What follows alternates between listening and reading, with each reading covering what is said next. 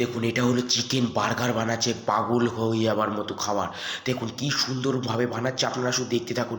Butter cheese সবগুলো হাঁড়ির মধ্যে বসিয়ে দিল।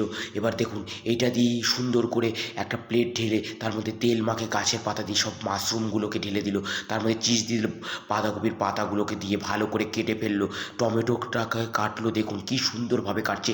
নেচারটাকে দেখুন কি সুন্দর, আশপাশে গাছপালা সব কিছু।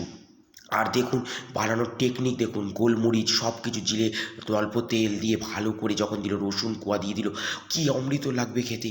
আর দেখুন যে চিকেনটাকে বানাবে বার্গার অনুযায়ী কী সুন্দরভাবে সাইজ করে কাটলো, পাশে তারপরে মশলা দিয়ে দিল, বাঁধাকপি পাতা টমেটো দিয়ে সাইড করলো। এবার আসল জিনিস বানানোর পালা।